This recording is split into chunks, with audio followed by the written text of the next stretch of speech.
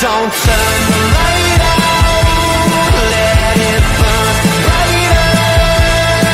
I can see so clearly now.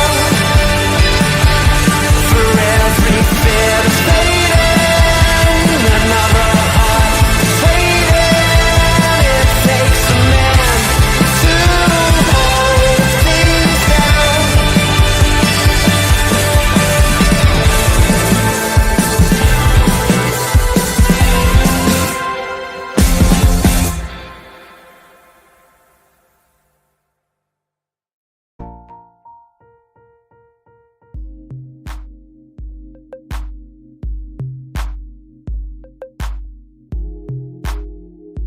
I can see what they're doing, what he's doing.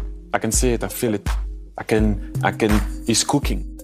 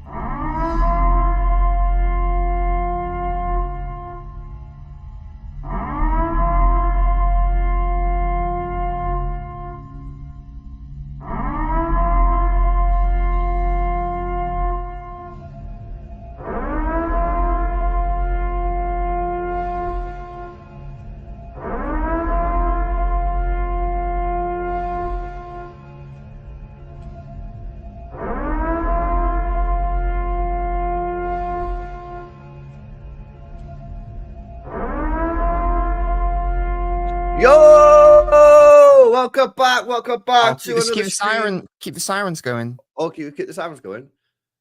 Sorry, bro. Sorry, my bad, bro. My lights aren't working. Where the effect is gone. The red lights are supposed to flash up. They've broken. Sorry, I've let you down.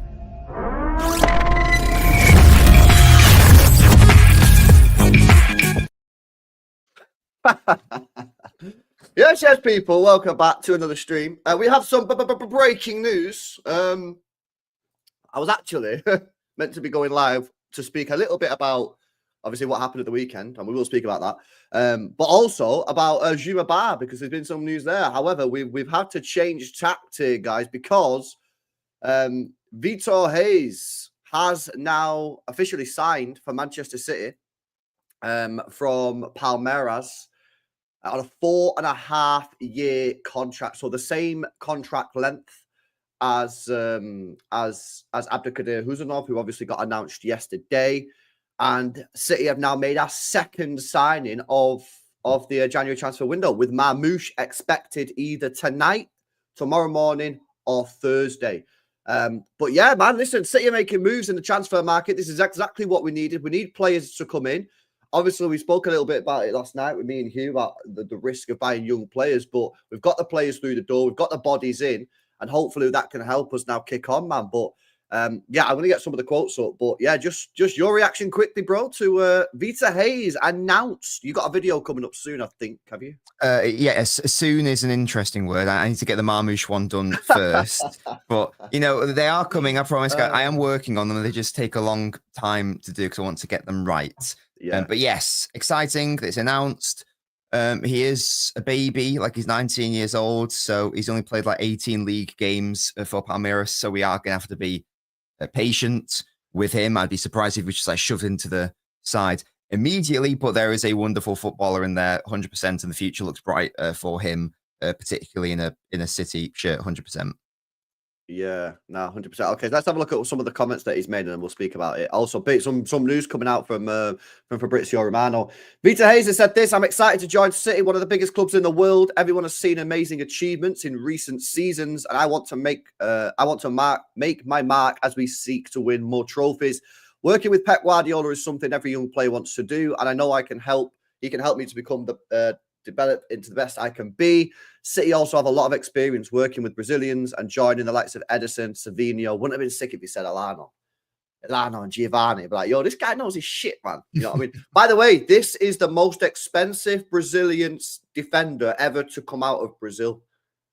Really? Yeah, directly from Brazil. Not into European transfers, but directly coming from Brazil. Apparently, this is the most expensive signing. I don't know if that's true. I just seen it on Twitter. Now, it might be fake news, isn't it? Twitter got fake news, but that's apparently true. Again, I think it's similar sort of price to Kuzanov. Thiki's been speaking about it as well. Says Vitor Reis is one of the most promising young defenders in the world, and we are delighted to be able to bring him to City.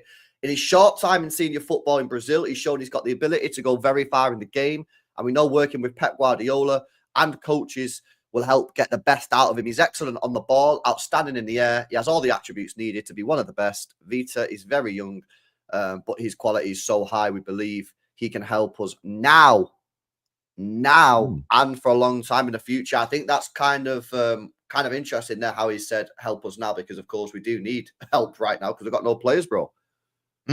Yeah, well, we are having a centre-back injury crisis. Diaz is back. That's lovely, but Ake went out, of course, so we do need those bodies just from a logistical perspective.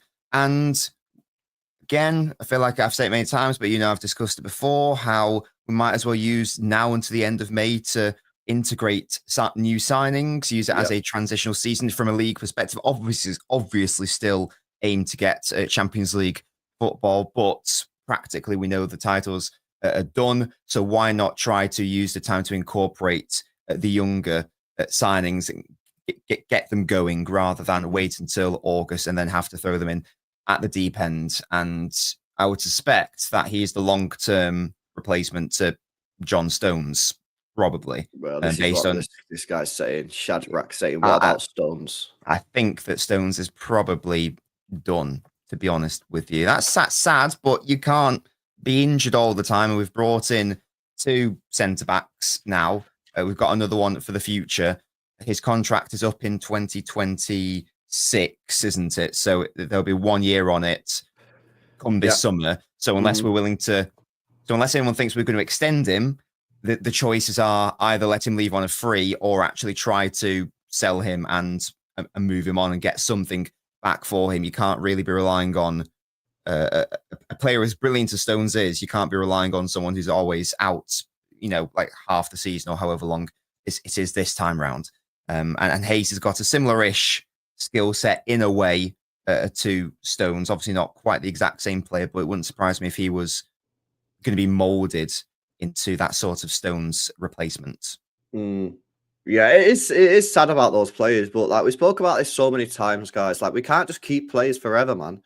Do you know what I mean? Like some of you guys, like no, not a lot of you guys, but so there are some City fans out there who just feel like we should just keep players until like the 37.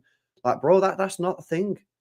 That's not a thing. That is not a thing. And especially when they're not fit and they can't stay fit, because one thing that's really sort of hammered home to me over this period of shitness, right?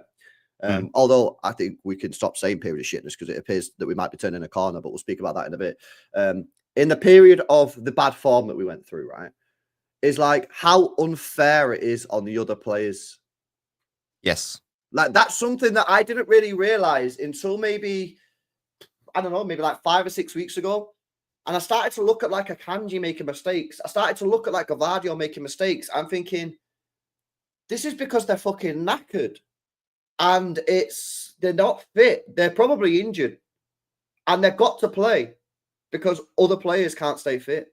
And so it's not even about them anymore. It's not about Ake. It's not about Stones. It's not about those two. It's about the other players. It's not fair on those players to have to continually go out on the football pitch every single game because and not be able to be rotated because their teammates are completely unable to stay fit for any period of time. So it's not so put aside your disappointment and sadness about those players that we just discussed, Ake and Stones, and put forward your concern and your future, because Gvardiol is our future. Diaz is our future. These two young players are our future, and to a certain degree, Kanji, because I think he's only like 29, is our future for the next couple of years, rather than Ake and Stones, who, as harsh as it might sound, they are our past. You know what I mean? And you can't just keep them in the squad forever just because they won some trophies, a lot of trophies, but because they won some trophies with them. We have to move them on. He's also gone and said this, Vitor Reis. He said, I've got a lot to learn from these players who are elite level players, the best defenders in the world, especially Ruben Diaz, who speaks my language. So I must listen to a lot of what he says. I have a lot to learn from them. This is very good. I mean, we spoke yesterday, chat, about how Abdulkadir Huzanov obviously is a very aggressive player and could learn a lot about football and developing his game through Ruben Diaz. But obviously Vitor Reis, who speaks the same language as Diaz, can be mad. He also said this, which might upset the mutants, guys. The magnitude of Manchester City, its history, its structure, I followed a lot in the last few years. All we watch on TV is Manchester City. So a kid that loves football is certainly watch Manchester City. When the door knocked and it was Manchester City, I knew there wasn't anywhere else to go. They're not going to like that one, are they, bro? They're not going to like that one. Well, I think this is sort of like the realization that those people have to come to is, it's all well and good and it's all funny, a few years ago saying, oh yeah, I'm sure they grew up watching Sean Gotra and blah, blah, blah, blah. But the reality of the situation now is that Hayes how old is Hayes? Is he 19? I think. He just turned 19, yeah. Right, so he would have been 6 or so when the Aguero moment happened. So all he's known is City being very, very good. And all he's known is, again, conversely, all he's known is United not being good. This is the reality of the younger players coming through, so like whether it's Kusanov or Hayes or Bah, as we'll probably discuss later, of course, like they view City as that club, obviously not on the same level as Real Madrid, but certainly in terms of like winning like leagues and being relevant in the Champions League, absolutely we are, and that is a massive, and that's a massive thing. Other clubs benefited from that. We see that even though certain clubs, again, I'm not having a dig, but just in general, certain clubs like United, not necessarily that good, but players go, oh, I was a fan growing up because I watched them in the glory days and blah blah blah blah blah. That generation is going, because again, an 18-year-old only knows shit from a United perspective. It's the total opposite on the blue side, and you're just going to have to hold that, to be honest. That is the reality of the last 13, 15 or so years. Facts, and the constant flow of South Americans that we've had in the team. You go back to obviously Aguero, Tevez, Caballero, Zabaleta. Then you've had the Brazilians, Gabriel Jesus. You've had Alvarez in more recent times. You've got all these players, and they probably relate. If you're a South American, you probably relate to City and having all those South American players. And I'm sure maybe Fernandinho would not surprise me one little bit if in the next days and the next weeks found out that Fernandinho was involved in some way, shape or form. He's a very respected player in South America, especially in Brazil. Obviously, City, arguably a City legend, really. He's a fantastic player for us. And yeah, it wouldn't surprise me if that happened. And Nobbins is absolutely right. if you're 19 now, you saw the Aguero goal at 6 years old. So you probably have that fresh in your mind. You probably don't remember too much before you're 6, right? But you probably do remember that. And then there's the era of City dominance. Of course, 2-3 years ago, he won the treble. So he would have been, what, 16? He would have seen City win the treble at 16. Do you know what I mean? So again, it's this era now. I know they could say it 15 years ago and fair play. But like, they've got these rival fans and these people. They've got to understand that, and maybe they don't want to understand, maybe they just don't want to accept it, that actually what they used to laugh at 15 years ago, has not been said, is now a reality. Players are growing up all around the world, dreaming of playing for Manchester City. They've got posters of City players on the wall when they're growing up as kids, man, because we've got the best ones. And at the end of the day, that's how clubs grow. Clubs grow through winning. Clubs go through winning and having the best players. And that's why you've got to keep on investing, because the more you invest, the more players, the better players you get, the more you win, the more you get, the fan base increases, you get the best young players want to play at your football club, because that's how it works. That's the game. So even though football has become a little bit more businessy, or a lot more businessy in the last 10 years, especially because PSR, the fundamentals of where the best players want to play, that will never change. They want to play in the teams that can get win, unless you do something like Saudi have done and just throw, or China did a few years ago, and just throw absolutely ridiculous money at them. But obviously in Europe, teams are not able to do that because of PSR constraints. So they're always going to choose the teams that are winning. Real Madrid. So one of the reasons why Real Madrid have got one of the biggest pulls, Real Madrid can literally go to any player in Europe and say, we want to sign you, but we don't pay fees, so you need to run down your contract.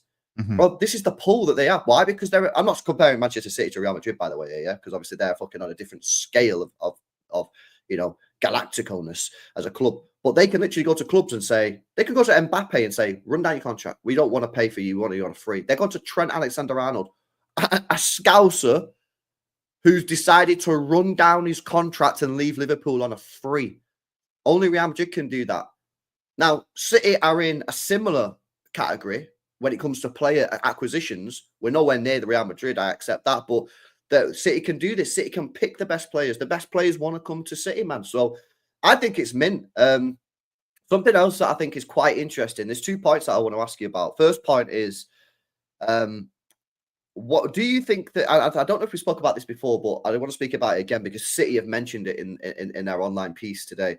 Do you think there's anything in the decision to sign Abdelkader Huzanov and Vitor Reis regarding their leadership qualities? Because everywhere I see about these 2 defenders, leadership. They both have leadership. And something that we've really, really lacked this season is leadership. And second question, and I know we spoke about this again, but now they're official, I want to ask you again, is what do you think this means that City are spending close to £70 million on 2 players that between them have played less than 75 football matches for the first team? Like, so the confidence that the club have in the players to spend that much money on players that are very inexperienced. And what do you make of their leadership qualities? Is that just a coincidence, or you think City have targeted that? No, I think that it's pretty evident that City have a squad age issue, don't we? Like, I don't know what our average age is exactly, but I'm pretty sure that it's one of the oldest in the league. There is a necessity to rebuild. We know there's a necessity to rebuild the entirety of our midfield. And I don't think that a lot of us, myself included, even and considered that we'd probably also have to massively overhaul defense as well. But it's been exposed this season, with Ake being out for extended periods and Stones being out for extended periods. You then take another look at their age. You go, oh yeah, like you are like in your late 20s, or you are in your early 30s. It's only really Gvardiol and Diaz from our centre back options who you look at, and they're in like the younger or like prime areas of age. So it does need an overhaul. So it makes total sense from an age perspective. Now, do you bring in all 3 at once? Is that normal? Maybe not. But these are not 3 randomers. I know they haven't played that much football between them. Like, I think I know he didn't mention Bar, but I think Bar's only played 10 La Liga games or something like that. It's not a lot of football he's played. But so it's a risk, but it's an educated risk, I think. Is this a tiny amount of money? No, but it's also not a ridiculous amount of money to the point where it's going to be like a massive financial detriment. So no, it makes sense from that perspective. I still think that there should be an experienced defender brought in somewhere. I know we are looking at a fullback, so maybe that is where it will be. But in terms of like trusting the young players, it makes total sense given the age profile of our squad as it is. And if we bring in Bah, we bring in Hayes, Kusanov, those are three very young players, obviously, but you've still got a Gvardiol who is incredibly experienced. You've got Diaz who's now entering his prime, and he can be that the one to hold their hand and help develop them. So that makes sense from that perspective. And then in terms of like leadership, I haven't finalized my scouting of Hayes yet, so I don't know too much about his like mental profile, but I would say that's certainly like a Kusanov thing. Like whether he's like an outright captain or not, he certainly leads in terms of his play style. That makes sense. Like he's always willing to go to ground. He's always willing to put his body on the line, and I think that is like the nature of a leader. So he looks good in sky blue, doesn't he? Fairs. So that's Kusanov, and yeah, it's confusing on the surface to a degree, but when you properly look at City's defense, it makes a lot of sense. And as you've touched on the leadership issue as well, and they can certainly be molded into those players. Hayes is the captain for the Brazilian under somethings, isn't he? As well. Well, according to Transfermarkt, bro, he's only played for under 18s, I think. But was he the captain for them, right? I'm not sure. Let me just quickly check. Because wasn't there a Hayes and Echeverry thing where they're both the captain or something? He's only played for the under 17s. He was captain for the under 17s. Yeah. So that would suggest that that there's a leader in there as well. Again, he's only 19 years old, so that remains to be seen. But yeah, it's exciting. It makes sense. Bring down the age profile of the entire back line. Bring in a more experienced defender somewhere. I'm not saying they've got to be 30 years old, but someone who's maybe more like their mid-20s as a fullback option. And I think that the defensive rebuild is basically complete, because who would you have then? You'd have, if we're saying Ake stays for a season, you've got Gvardiol and Ake, you've got Diaz, Kusanov, Ace. I know Bah's not staying here, but you still got him. And then you can maybe use Lewis as a backup right back option. So then really you only need like an option who can play right back. And then you've like rebuilt the entire back four. That's 8 players I've listed there. Did you keep a Kanji in that? I've not even kept a Kanji in there. So there you go. So Bah, maybe Bah's going to be the long-term Akanji replacement. So getting rid of Bah, who's going out on loan, popping in a Kanji, that's 8 bodies already there, which is quite good. Yeah, no, I agree. You know the way I look at this, I look at this in a way, right? And I go, okay, yeah, we spent this money, 75 million quid on these two defenders, Abdelkader Huzanov and Vitor Reis, right? But if one of them gets to world class level, then that sort of justifies the overall package. We're basically like hedging our bets here that one of them is going to become world class. And if one of them becomes world class, then the 75 million spend was legit, because that's how much a world class defender costs these days, right? And if they become world class, you've also got them for the next 10 years, 12 years, 13 years. So it's a mad deal. If one of them becomes world class and the other one's just okay, a fantastic situation, because then you've got your world-class defender and you sort of get your free defender. If both of them are just okay, if they both turn out to be sort of like a Kanji level, okay, that's still not bad. 30 odd million on the two for the next 10 years. That's okay. It's a bit disappointing that you then have to go into the market and go big to get someone, but I think this is a gamble. Yeah. I think this is a gamble worth taking, personally. Yes. People want to know about Tolmie. There you go. That's the Tolmie news for the people that believe him. I don't know. Some people believe him, some people don't. So there's your Tolmie news about Nicolo Barella. But listen, I think this is great, a great signing. I think the two together are going to be mint. I don't know how quickly they're going to go into the squad. I remind people again, they can't play tomorrow against PSG because they're not in the Champions League squad. But obviously they can play this weekend against Chelsea, and we might need them to play against Chelsea because we've got no players in the defence. We're really, really struggling. So I don't know. I'm with you though. I think in the summer, I don't think we're going to do it now unless we get Cambiasso, but I don't think we're going to get Cambiasso. Although there is some news on that from Sam Lee this morning. I do think that we need to go and get a proper right back in the summer. Yeah, I really do. I think we need to get a proper right back in the summer. You know, I'm happy to run with a Kanji till the end of the season, but then in the summer, I'm looking for a proper right back. You know, and then I've got as my right back options next year. I've got my new right back, a Kanji, Enrico Lewis. I've got 3 right backs. My centre backs, I've got a Kanji. I've got Diaz. I've got Vitor Reis, and I've got Abdelkader Huzanov. And then my left backs, I've got Gvardiol, and I would personally keep Ake. I wouldn't get rid of both Ake and Stones. I would keep Ake. And then, of course, you've got Ake as another centre-back option there as well. So I'm completely with you. I think that's rebuild complete. Look, people asking for a left-back. It ain't ever happening. We're never signing a left-back again at this football club. I think that's miles better. And that's an actual defence that we can go into next season, which is fine. Because we went into the season this year with our defence. Our defence going into this year was so poor. So poor. I think it was mad how we decided to go into the season with 7 defenders, 2 of which are injury prone, one of which people don't even think's a right back, and the other one who was falling off. Yeah. Do you know what I mean? I just think it was absolutely insane. So I'm glad that they've rectified this.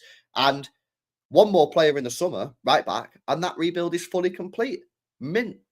Do you know what I mean? Yeah. And you look at that defense that we could have next year. Let's just say we get your guy Single, right? I've not seen Single play, but let's just say we get this Single guy, yeah? And let's just assume that he is actually good, right?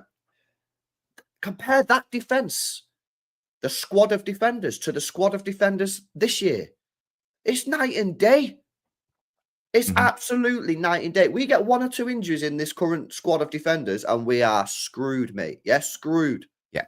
We get 1 or 2 injuries next year. We can still put out a crazy strong back four. We could probably stretch it to 3 injuries, maybe 4. Like, that's the difference. So the quality is going up, the availability is going up, and the longevity of the players is going up. I think this is brilliant business from City. Who knows if they're good enough or not? We don't know. That'll decide whether it's good business. But on the surface, bro, I think City have done a great job here. Get me a right back in the summer, and that defense is fully healed. Fully healed. Yeah, and again, it's sort of come out of nowhere to an extent. I don't think anyone was really anticipating that we'd try to totally rebuild our midfield in the January window. I know obviously everyone was after a midfielder. It remains to be seen whether we will sign that player. Hopefully we still do. But I think you've got to give credit for that. You know, it's became apparent and evident that the defense does need a rebuild at some point. Why not do it now? Even better, get in someone like Bah and then send him back out on loan immediately. Like, he's probably not ready yet for that step up, but we've again, out of nowhere, seemingly developed a fantastic relationship with Lon following the Kazanov deal. And now we can go, okay, we're going to bring in another young defender and we'll give him to you for a little bit. And you can develop him again at a club which will help develop him the same way that they did to Kazanov. And then we'll have him in like a year or so. So, yeah, I think you've got to give credit where credit is due for that defensive overhaul. And it's exciting, especially when you see, you know, people online who know a lot about the sport, who aren't City fans, be very upset that we signed these players and go, oh my gosh, I can't believe City got this player because he's such a talent, he's such a great prospect. So it's a good seal of approval. Well, David Ornstein was reporting that there was many top Premier League clubs who were crazy disappointed that we got him. Real Madrid put out their PR about the fact that they didn't want him because of whatever reason, that means they definitely wanted him because that's what they do. That's what all clubs do with the PR. So yeah, this is mad. Let me just come to a couple of super chats, and then we've got some news about another defender that we're signing as well, which is crazy. It's slightly different on this one, but big up to LB. Says Fabrizio's comments on that quote from Vitor Reis. Says LB. I don't know which ones. I've tried to look at what comment you're on about. But yeah, I'm not 100% sure what comments you mean there, LB. Let me know in the chat. Don't send another super chat. Just put it in the chat. I'll see what you're saying. Built to God AEM says getting like 11 signings now because knows a transfer ban is on the way because your club is definitely guilty. City being City, you'll never walk alone. Well, you're not allowed to have an opinion on anything like that now, guys. So yeah, I will refuse to comment on that. But I don't think in fact, I can't. I'm not commenting. I refuse. I did a video about it because people kept on asking me the other day, said, LB, you think we're getting a transfer ban? So I did a video saying, I said you get a transfer ban. Oh, why are you doing a video about a transfer ban? Scaremongering. So because people asking me about it. I didn't say City are getting a transfer ban. I literally did a video said, are City getting a transfer ban? And some people was crying in the comments saying, oh, why are you doing a video about this? Because people are fucking asking me. Do you want me to like talk about it in your stead so you don't have to? Just like quickly. You can do, but just be aware that there are some people in the comments that you're not allowed to talk about anything. No, sure, Fez. That's reasonable. So no, I got you. Yeah. In response to God, I mean, thank you. I'm sure LB thanks you for your money in the first instance. If City are guilty of the charges, and you are saying that City are indeed definitely guilty, which is interesting, definitely guilty. If you knew anything about the case, then you would know that it would not be a simple transfer ban that City would be getting hit with. It would be like a factor of 10 times more severe than that. So your two statements within that one sentence are contradicting one another. That's what I said. Yeah, I'm sure LB thanked you for your money. No, I do. He's super chat. He knows the score. Big up, God. Beyond Belief says there is no talk. It's just speculation from fans. Some City fans are speculating it, and some rival fans are speculating it. There's been absolutely zero talk from any sort of journalist or whatever that I've seen to say City getting a transfer ban. It's just fans are saying City signing all these players in January because they know they're getting a transfer ban. And I said in the video, I think that's BS. I basically agree with Nobbins, innit? That if we're getting cooked, we're getting cooked. We're not getting a transfer ban. Anyway, another signing, guys. City are not done. We're signing another one and another defender, another centre-back option. Nobbins touched on him earlier on. Exclusive. There's a lot wrong with this tweet, by the way, Fabrizio. I'm surprised it's not been community noted. Exclusive. Manchester City are set to sign 2004 born. He's actually born in 2006. Juma Bah from Valladolid is actually a AIK Freetong. He's on loan at Valladolid. Yes. Understand the plan could include a loan move to RC Lens being discussed. Excellent relationship after the Kuzanov deal. Formal steps to follow. Here we go soon. Now, this apparently is a much cheaper deal than the Vitor Reis deal and the Kuzanov deal. They were about £30 million a pop. This is apparently meant to be around £15 million. Yes. Again, I've not seen another player that I've seen absolutely nothing of, only the clips, as I'm sure most of you guys are in the chat. But looks pretty comfortable on the ball. I've seen a couple of people this morning saying he's not as comfortable as people are making out, but listen, there was a lot of top clubs involved in this one. Apparently, Newcastle wanted him, City wanted him, Arsenal wanted him. Quite a few top teams wanting this guy, and City again look like they've come out on top here. He's not coming straight into the squad. I suppose we don't really need him to come straight into the squad if we've got Kuzanov and Vitor Reis. But another centre back sign, bro. That's what we were up to about 85, 90 million pounds this January on centre backs alone. Yeah, exciting, man. Again, it makes sense that he is of a price which is nowhere near, Kusanov or Hayes, because again, he's hardly played any senior football. This is a signing where that price is worth the risk, because certainly from a physical profile perspective, he's 6'5". He is an aerial duel monster. He is ridiculous in respect of the 1v1s and defensive duels from that perspective. So from that perspective, already it's like, okay, that's a great starting point. And his decision-making in terms of his passing is also just very calm, collected. It's surprising considering that he's only 18 years old. He is right-footed, beyond belief, asking what foot he is. Of course, there's room to develop, and of course he's going to have to get better, and there is a world where maybe he doesn't develop into that player, but at the prices that are being suggested, around 15 million or something like that, it is just so worth taking the risk. If it doesn't work out, it doesn't work out. For a club like City, especially in 2025, £15 million on a potential generational defender is probably worth it. If it doesn't work out, then you can sell him, and you might even be able to get your money back as well. It's basically as risk-free a deal as you can get, and I'm surprised that that City were able to get him along with Hayes and along with Kusanov, to be honest. And he addresses a big problem, because we aren't good enough aerially, in like respect of like the second balls when it gets scrappy, and his aerial duel winning numbers are mental because again, he's 6'5". He's like Van Dijk height. I believe Van Dijk's 6'5" as well. And we all know how much of a monster Van Dijk is. Not saying that he'll develop into that player, but certainly physically, he absolutely will. So that's really fun, exciting, interesting, and a very different sort of physical profile of defender to Hayes and to Kusanov, who I believe are both 6'1". Addresses a big problem at City long term. And there's a world where he's, in theory, he's 18 years old. He could be with us for like 15 years, if it all goes well, which is mental.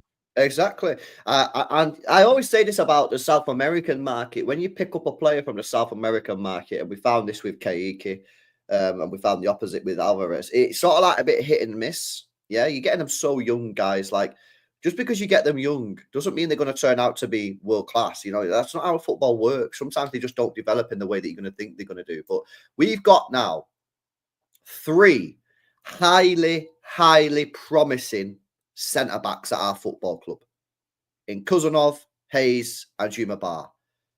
I would say it's likely, given that we've got some of the best scouts in the game, that at least one of them is going to turn out to be extremely good, if not world class.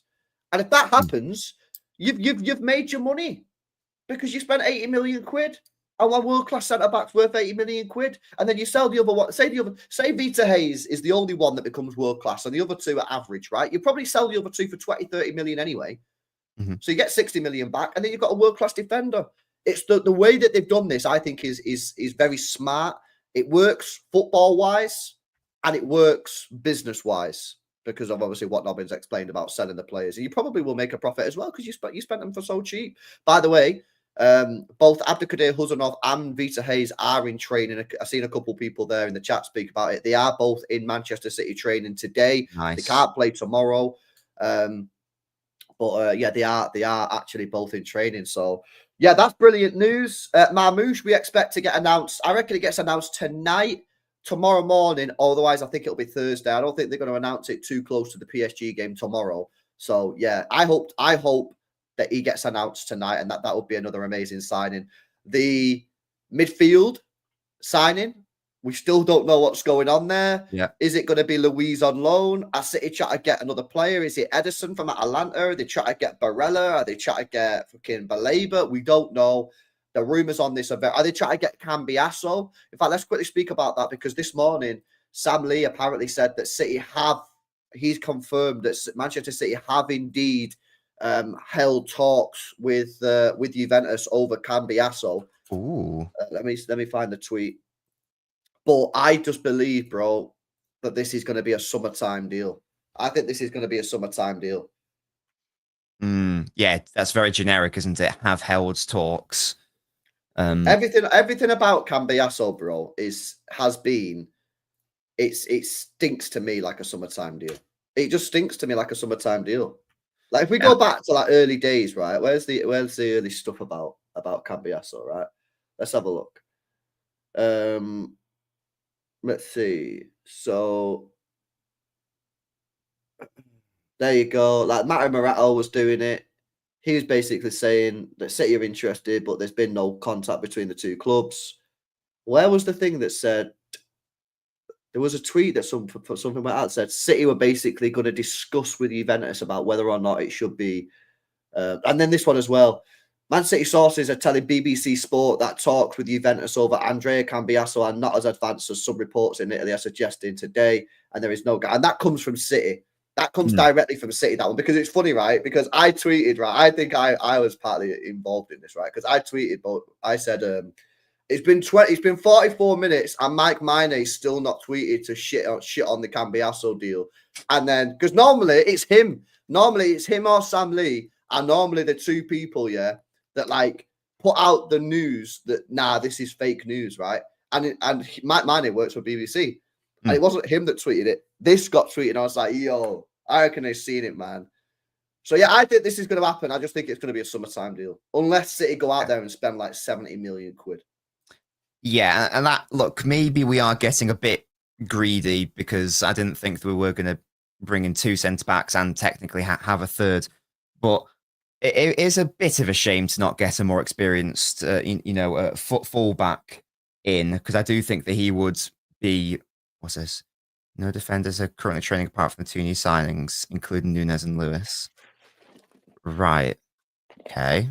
Pray to your gods, chat, for tomorrow. Honestly, man, we have one defender. I love how managing City have just winged Matheus Nunes in as a defender when he's a midfielder. Yeah, I mean, so we times are tough, man. We have one defender training ahead of tomorrow's game against PSG, guys. Brilliant news. This is going to be another pray along tomorrow, guys. There's going to be a pray along tomorrow. Yeah, I mean, I know we're not talking about PSG, but I did run the maths, and as long as we beat Bruges, we will qualify. But that's not me saying that we should sack off PSG, but I am saying that if we don't beat PSG, or even if we lose, then it's not all. I mean, if sadly it goes to the last day of the Champions League phase, but it's not the end of the world if that doesn't happen. I'm not saying that we should sack it off, but I am just like trying to put that into some sort of perspective there. We do have a very tricky run going on, so maybe that's the thought process. If Diaz doesn't start, for example, maybe that's the thought process. We got to play Chelsea, etc. I'm not saying that's right or wrong, just saying that's the thought process. Maybe. You asked another question before you brought that tweet up, and I can't remember what it was. About Cambiasso, I think. Was. Oh yeah, bring in another fullback. I think that if that could happen, it would make a lot of sense. I've not nearly finished my Marmoush video. Marmoush would essentially benefit from having a fullback in the team, in the squad somewhere, to provide like an overlap and allow him to drift inside more readily. So that would also go nicely hand in hand with the Marmoush deal as well. So it would make a lot of sense if we did sign someone. Of course, it makes sense if we don't, because we've already spent a lot of money and maybe the deal physically can't be done until the summer. But that's the next best thing, isn't it? Make it happen now, but bring them in the summer if you can't bring them in now. So it's good to know that if we are going for him, at least we've addressed the issue, at least in some sense. Like, we know that Walker's obviously going, so you need to replace him. So at least moves are being made, hopefully, in that sense. Yeah. Now, it'd be interesting to see what happens with Cambiasso. I do think there's a chance we get him in this January window. I just think from everything that I've read, it just seems to suggest that like City are not going to push too hard for him like this window. However, at the same time, Fabrizio Romano's come out, right? And he's saying City are going to be making another signing. At least one more. And so, yeah, well, that's why the Cambiasso one was so interesting, because lots of people were saying, why are we going for Cambiasso when we need a midfield? And we still absolutely do. There is a world where Cambiasso can do a job in midfield.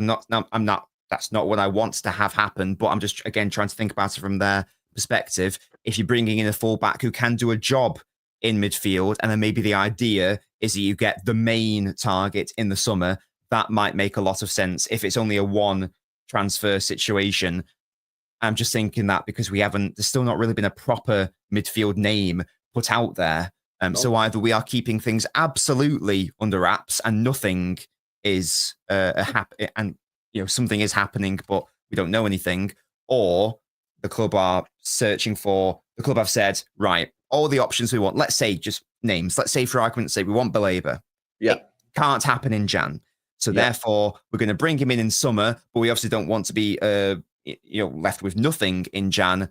Do we want to go down another Nunes situation and bring in a fourth choice, or someone who isn't preferable long term, or do we go for someone who can do a job but will normally start in a different position? Maybe that is the logic there. I wouldn't hate that logic. It sort of makes sense. Yeah, nah, it does. Like, and I don't know. I said it last night. I don't want to repeat myself, but like, I do think that City are trying to get somebody in, and this Douglas Luiz is basically the backup option. And the question is, are they now just negotiating with Juventus to try and get a loan rather than a permanent or an obligation to buy? And that's why it's dragging out, because Juventus are like, nope, if he's going, you've got to put an obligation to buy in. Or a City sort of just like keeping Douglas Luiz at arm's length while they try and work on this other deal, like a Baleba. And if that doesn't work, then they'll fall back on Douglas Luiz to sort of get him as a second choice option. So I don't know, man. We'll have to wait and see. Like you say, there's very little in the press about it. We do know that we're interested in Douglas Luiz in some regard. How strong that interest is at this moment in time is yet to be seen. So yeah, we'll have to wait and see on that one. But yeah, I mean, what is it now? 12 days left of the window, 13 days left of the window, something like that. And yeah, we've still not got this midfielder, which is pretty mad.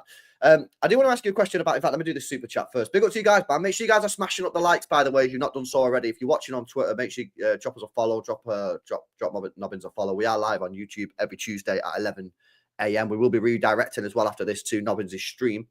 So make sure you don't go anywhere, guys. Pitbull says, I'm more excited for Huzanov, finally aggressive defender, instead of these passive, cowardly defenders who are too scared to tackle. Much love. Bro, I'm the same, man. I've been needing this aggression in the back line. Yeah, I'm too sick of these defenders being a bit too passive with it. I want to see my defenders get stuck in, fucking lay a tackle in there, you know what I mean? Go around, big challenges, you know? So I'm the same, mate. You know what I mean? I think when everything's going well, those passive style defenders are fine, but when things are going a little bit south, you really need the players to step up. You know, you need the men to step up and show what they're worth, and we've not really had that apart from Diaz. So I'm with you, mate, 100%. And big up to Mank Ninja as well. Says only open training for the media. We're resting the others. Says Mank Ninja. Yeah, maybe they're just being rested. Okay. I mean, and you know, Diaz has only just come back from injury and he just played 90 minutes, which is a bit of a madness anyway. So maybe Pep's just like, yo, just chill. Akanji, just chill. Gavardio's had 2 games this season, which he's not played in. Just chill. I would be amazed if they're all fucking injured. But yeah, let me ask you about Ipswich, right? Yeah. What are you saying about that game? Have Manchester City turned a corner? That's 6 games unbeaten now, or is it too soon to say? Yeah, it is too soon for me. Look, we've got a very tricky run coming up. I think that'll be the main test. I'm not saying we have to win every single one of those games. But there's a difference between turning a corner in its absolute terms and beginning to turn the corner. And I think that we are beginning to turn that corner, because to totally turn the corner is to go down an avenue in which we are now, we are now in like title winning performances. I'm not saying win the title, but in terms of our individual performances, that would be turning the corner fully for me. But in terms of like, are we better than we were a couple months ago? 100%. Yeah, definitely. We know the midfield issues, and we know that we keep banging on about it, but it is important. That can't be resolved without reinforcements. That's never going to change. Like even Ipswich, one time early in the second half, were able to just play through the entirety of our midfield. That's not going to change. What we can change, however, is our individual defending. And what we can change is how we attack and how we go forwards. And there's no doubt that has that's gone up by a significant, it's gone up significantly. It's gone up by at least a level or 2 in terms of we'll just look a lot nicer and more fluid going forwards. I do think that having Foden and De Bruyne on the pitch at the same time massively helps. Doku putting in ridiculous performances, like measured, matured performances like that also helps, of course. So City have gotten better. Still a long way to go. It's obviously not perfect. It never is going to be perfect. But it's nice to see us actually playing better football and attacking with more intent and attacking more fluidly and having some problem solvers in the squad as well. Like, like Doku, for example, I wouldn't normally associate him being that sort of player. I think you touched on it where like normally he's just like head down. I'm going to beat my man. I'm going to pop it into the box. But it's lovely to do that. It doesn't really lead to anything. Against Ipswich, it was the exact opposite. It was head up. I'm going to look for my teammates. Where are they? Find them in better areas, drag the player, find the space, and he like was integral in all 3 opening goals and even more thereafter. So I was massively impressed with Doku, and I was more impressed with City I going said it was our forward. best player, his best performance in a City shirt for me. And then Easily, yeah. some people have said to me, "No, it wasn't. It was Bournemouth last year. We got 5 GNA." No. GNA does not equal your best ever performance, right? 100%. Like, just because he got 5 GNA against Bournemouth doesn't mean that's his best game. You can say that was his best output because that's factually correct, yeah. But in terms of his overall performance, for me, I think it was the most complete performance I've ever seen from Jeremy Doku. And the thing is now, right, as well as this, right, he's now under pressure, Doku. Because last year, he wasn't really under pressure, right? Because Grealish kind of was not very good and he was injured and he could come in there and just play a little bit. Oscar Bob was obviously just breaking through. He hardly played. Now Savio started to play well. All of a sudden, Doc, and this is not, I'm not trying to cook Doc, I'm not trying to be negative. I'm trying to sort of like explain why he might be getting better. All of a sudden now, Doku has to improve, because if he doesn't improve, he won't be in the team. Because we have Savio now, and Savio's performing well. So we can use these 2 players to bounce off each other to get better and better and better and better. Because if you have a bad game, then Doku will play the next game. And then obviously tactics come involved, and sometimes you might suit Savio over sort of Doku or whatever, depending on the type of game. But we now have 2 players where you're against each other. It's Savio versus Doku for that left wing spot at the moment. Now, obviously, Marmoush is coming in. What will happen there when Marmoush comes in? Will Marmoush play off the left? That's yet to be seen exactly where he's going to play. Yes. But it's no surprise to me. No surprise to me that when Savio starts slamming, because he's been playing really, really well since the West Ham game, right? And obviously, he's been playing well for a couple of weeks now. That now Doku started to improve. Now, that could just be a coincidence in terms of like the team starts playing better now that them 2 get better. But it's not, though, is it? It's not. It's not. I'm just putting a disclaimer. Yeah, no, of course. Yeah. There, No, yeah, it was really, it's great to see. You do want competition for places. You do want players to play for your life is a little bit extreme, but you know what I mean? Like, no one is guaranteed a spot in this team, unless your name is like Erling Haaland and De Bruyne, really. Apart from that, everyone else is sort of liable to losing their place. So it's good to know that, this is a cutthroat industry and it's a cutthroat team in that you've got to be performing. And yeah, just like very briefly, totally agree on the Bournemouth situation. Jeremy Doku was my man of the match by the end of the first half, and he didn't have a goal or an assist to his name, but he was still the best player on the pitch by a fair margin for me. I know Foden had all the goals and the assists, but Doku was the best player. He was the reason why they were able to be scored. He won't get like a direct output number for that, but without him, we just don't get into those positions. Yeah, it was a wonderful performance by him, and hopefully he can continue that. I think Foden even said how he, Doku, De Bruyne had been working on like chemistry together and working like how they were going to attack together. So that's paying dividends. So long may it continue. Yeah, no, absolute facts. And I'm sort of with you on the whole have we turned a corner thing. I think for me, I think we have turned a corner in the sense that I don't think we are the 3 areas of the pitch which we were really bad in: defense, midfield, and attack, which is every single fucking, area of the pitch, because that's what we were. We were really bad in all of them areas. I think our attack is now playing well. I think it's now playing well. So that leaves us with 2 areas of the football pitch that we need to improve. The midfield, off the ball. On the ball, not so much. Off the ball, a lot. And defense. The defense will be 50% sorted just by returning Diaz to the back 4. Yes. Simple as that. And I said it last night. I think if Ruben Diaz plays the game against Brentford, guys, we've got 3 points.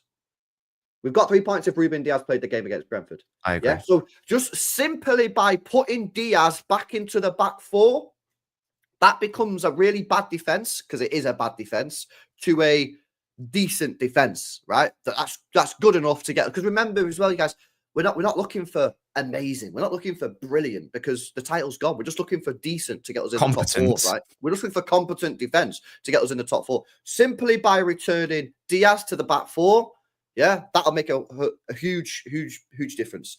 The midfield is more tricky because, as I said, after the third game into the run when I said we was in crisis, and as Nobbins said when he did his video to say Manchester City broken, we do not have the in-house solutions to sort the off-the-ball problems in the midfield, apart from buying players in January. That's why we couldn't fix it with the squad. And that's why I called it early, and that's why Nobbins called it early. And listen, a lot of people didn't want to hear it. We got a lot of criticism, but we were right, because we knew the players in the pitch couldn't do what we needed them to do. That's the whole point. So the question then is, who we get in midfield? We've already discussed that. We don't know. But at the moment, I'm looking at this and I'm going, 1.5 areas of the 3 positions on the pitch have now been fixed. The attack, we've sort of fixed the defence by simply returning Diaz, but there are still work to do there. The midfield, off the ball, is not fixed. But that'll be enough. That'll be enough to get us top 4. That'll be enough to get us top 4, because unfortunately, that's the aim now. The league's gone. I know there are still some City fans out there think it's not gone. I think it is gone. But, that's going to be good enough. And listen, it'll give us a chance at the FA Cup. And, the Champions League, I think it might give you a chance to maybe get to the quarterfinals. I still think that when you play I think even if you play a Barcelona, a Real Madrid, I think your midfield will just get cooked in that unless you buy someone. But listen, you get to quarterfinals, which for me, Manchester City, that should be the absolute minimum for where this club's getting to with a manager like Pep Guardiola and the infrastructure we have at this club. I think anything less than quarterfinals is embarrassing, really. And I think Ferran Soriano, Khaldoon, Pep, Tiki, I think they'd say the same thing. I said, this club's not getting to this quarterfinals of the Champions League absolute minimum, then we've done something absolutely badly wrong. So yeah, but listen, if we can manage to pick up an FA Cup in this season, then that's amazing, right? That's amazing. It's a big if, but if we beat the case, this 4-5, this would genuinely, I think, be the worst season in football history, because we've obviously beaten that case, which is, which is probably at this point more important than actually winning a league title, because if that goes badly, that it brings all our past achievements into disrepute and we might get relegated, etc. Guardiola extension, Haaland extension, rebuilding the entirety of our defense with like three wonder kids seemingly, bringing in Marmoush, a really versatile, wonderful, clinical forward, maybe even a midfielder at some point as well. We'll have to see. We also won the Community Shield, exactly, big up. If we can get top 4, beat the case, and do decently well in the FA Cup and Champions League, I say get to like the quarters or whatever, then that is literally the worst season ever, I think, because lots of good stuff has happened there. Lots of good stuff has happened there, and I think that, especially with winning the case again, that is literally more important than winning the title at this point. So adding on to that, the extensions for some of our key players like Erling Haaland, and extension for our manager in Guardiola, and bringing in all these brilliant young players as well. I'm not going to lie, I'm taking that. Yeah. Nah, facts. You're right. It would be the worst season ever, isn't it? Do you know what I mean? If we can pick up silverware in our shittest year in many, many, many years, and beat the 115 case, and get Haaland signed up to a 10-year deal, and completely rebuild half of our squad in January, then we are cooking on gas, and it's kind of mad as well, because like I feel like I should be down in the dumps, and I have been down in the dumps a lot during this season, man, because it's been grim. It's been really, really grim, right? But I'm at the same time, I'm so excited, bro, for the future. Like of like the next season, going into next. I'm so excited next year. I'm so excited to see who we're going to sign this January in the midfield. I'm excited for the summer transfer window. It's just like it is what. And yes, I am disappointed in the way that this season's gone. Of course, I am. You know what I mean? I think every City fan should be disappointed with the way it's gone. Because where the club has been built to, this is not the position that this club should be in. This is not acceptable for the likes of Pep Guardiola, Tiki, Ferran, Khaldoon. And we know it's not acceptable because of the way they're moving in the transfer market. They wouldn't move like this if they thought it was acceptable. So I think we have to be a little bit disappointed. But at the same time, like I've accepted it now. My rage was earlier on. And yeah, man, next season, bro, I'm well looking forward to it. I'm like, come on. This is what I've been saying for a while. For me, this is we're now in pre-season. We're now in pre-season. If we can just slam it now in pre-season, yeah, then boom. But next year we can cook on gas. And you look at what transfer business we're going to have to do in the summer, right? We need that right back, which you spoke about. We need a proper first team midfielder, right? And we might need a creative midfielder if Kevin De Bruyne leaves. Yes. Other than that, do we really need much more? I don't know if we do.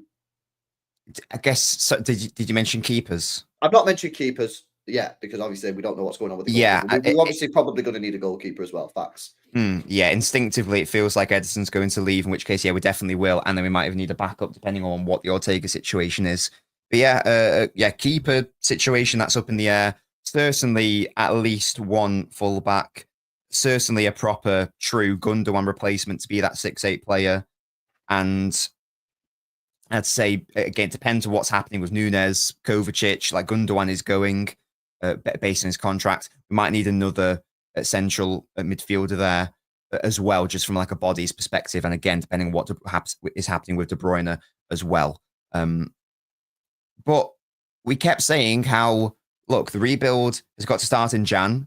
I think it's accelerated to a later point in that process than you and I could ever envisage. I think you and I were like, get 2, maybe 3 players in. There's a world where we maybe bring in like 5 at this rate. So I'm happy with what we're doing now. It puts to rest a lot of people saying you can't buy good in Jan, blah, blah, blah. Well, you can. The market opportunities are there. Is it harder? Yes. But I'm not buying that it's impossible to buy great players in January or players for the future in January. It's just not happening. So that should make the summer transfer window a bit easier on us. And that's good. Prepare for the future now. I don't know why other clubs don't do it. It's very odd. Well, no. That's a lie. Sorry. Sorry, I'm being cheeky there. I do know why. You do know why. From an object. Yes. No, indeed. Yes. People did, and it's quite funny because fans go along with it, right? Because they don't want to criticize their clubs, right? Because obviously they just want to be happy clappers. This whole thing about you can't buy players in January is the biggest load of BS that's ever been span in football PR ever. If you couldn't do business in January, they'd just get rid of the January window. The people at the top would go, listen, no one's doing business. What's the point? Let's just get rid of it. Yeah. They don't want to spend the money in January because they just don't want to do it. They don't want to spend the money in January, man. These are all elite clubs. We just signed fucking Mamouche from Frankfurt, who were in a top 4 race. Players have release clauses. Players have release clauses, bro. Like, there's literally players can be convinced as well. Like, you can work on deals earlier in the year and just get them finalized in Jan. Like, yeah, I totally agree. It is weird. Of course, it's harder to do business.